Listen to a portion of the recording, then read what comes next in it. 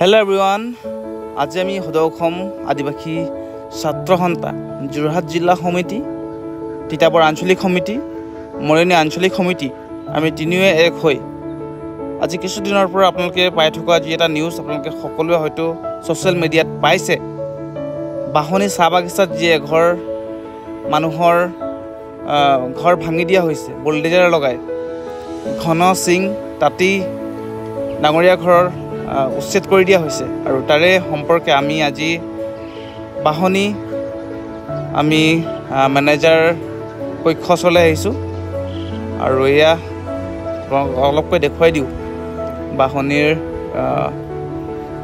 যি ফেক্টৰী বাহনী টি ষ্টেট টি ফেক্টৰী দেখা পাইছে 1939 চনতে এষ্টাব্লিছ হৈছে আৰু গেটৰ ওচৰত আমি অলপ সময় ৰৈছোঁ যেহেতু মেনেজাৰৰ পাৰমিশ্যন ল'বলৈ সিকিউৰিটিজন গৈছে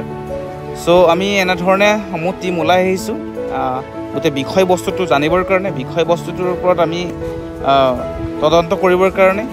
আৰু বিশেষ কৰি আমি সকলো আহিছোঁ যে এই ঘৰৰ মানুহজনে ন্যায় পায়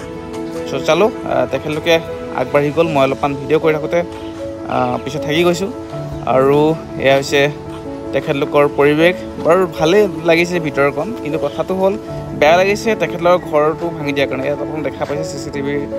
চিষ্টেমটো কৰি ৰাখিছে ভালেই লাগিছে তেখেতলোকে চিচিটিভি ৰাখিছে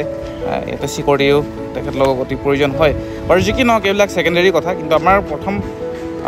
কথাটোৱে হ'ল যে ঘন সিং তাঁতীৰ ঘৰটো কিয় উচ্ছেদ কৰিবলগীয়া হ'ল বা তেখেতলোকে আজি 120 বছৰে সেই ঠাইত তেখেতলোকে বসবাস কৰি আছে আৰু সেই ঘৰ আজি কিন্তু তেখেতলোকে বাগানৰ মেনেজাৰ পক্ষই মালিক পক্ষই উচ্ছেদ কৰিছে এয়া ফেক্টৰী অলপ দৃশ্য দেখুৱাল আপোনালোকক আৰু যি কি নহওক ফেক্টৰীটো চব চিকন কৰি ৰাখিছে আৰু বিশেষ কৰি আমি মেনেজাৰ পক্ষৰ লগত আমি এতিয়া কথা পাতিম চলো এয়া ফ্ৰণ্টৰ দৃশ্য সুন্দৰকৈ ৰাখিছে আমি বিশেষ আমাৰ দাবী থাকিব যে তেখেতলোকৰ যি ঘৰ উচ্ছেদ কৰা যি অনিষ্ট হৈছে বস্তুবিলাক বা ঘৰ বাৰী ভাঙাৰ যি মূল্য আমি দাবী জনাইছোঁ অতি শীঘ্ৰে বাগান কমিটিয়ে এই ঘৰখনৰ যি উচ্ছেদ কৰা যি ঘৰখন ভাঙি ধ্বংস কৰি দিয়া নষ্ট কৰি দিয়া ঘৰৰ সামগ্ৰী সকলোবোৰ নষ্ট কৰি দিয়া ক্ষতিপূৰণ যিমান হয় সকলোবোৰ পাই দিব লাগিব আমি সদৌ অসম আদিবাসী ছাত্ৰ সন্থাই